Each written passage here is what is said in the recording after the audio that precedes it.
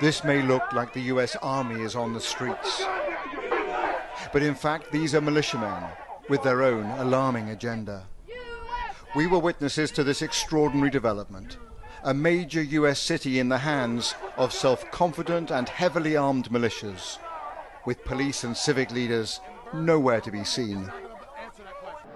It was a brazen show of strength with an unmistakable message that there are new sheriffs in town.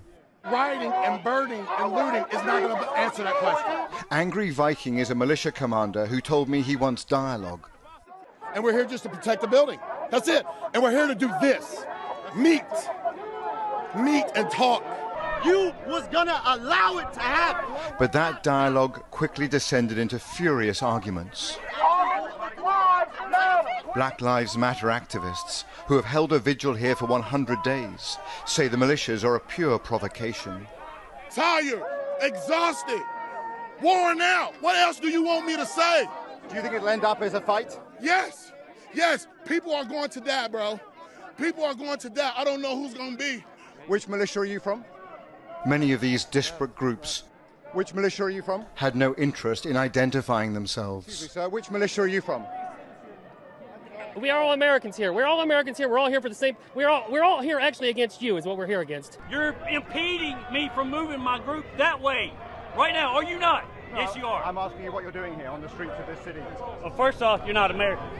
One of the most bizarre features here is this mosaic of different groups. We've got protesters, counter-protesters, we've got militias, we've got other armed groups who refuse to identify themselves. All of it is a recipe for confusion on the streets of Louisville and potentially for chaos.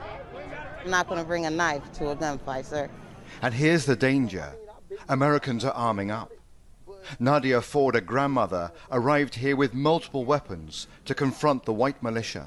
We've tried peaceful for years upon years, and it has gotten us nowhere.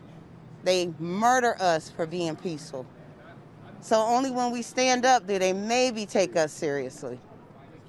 And that's what we're going to do. We're going to stand up against this hate in America. Eventually, some police did break cover, and this civil rights lawyer, heavily armed himself, said his aim was to run the militias out of town amid multiple threats to his life. They've said they're going to blow out the back of my brains and they'll find out where I live, et cetera, et So cetera. where is America that a lawyer has to walk the streets with body armor, a pistol and a long arm? Thank you. Well, because I'm going to defend myself and I'm not going to be shot down in the streets. America's militias are emboldened at this volatile moment, emerging out of the shadows in a way I have never seen before. When I move you to the street, you will load your weapon. A few miles up the road, we saw a whole new phenomenon. Y'all say you soldiers. An African-American militia with hundreds of troops. They have a black nationalist agenda. On the shoulder of the person in front of you. It's as much a cult as a military formation. This is the NFAC militia. It is well organized and quasi-military. It also proves a militia does not have to be white and right-wing.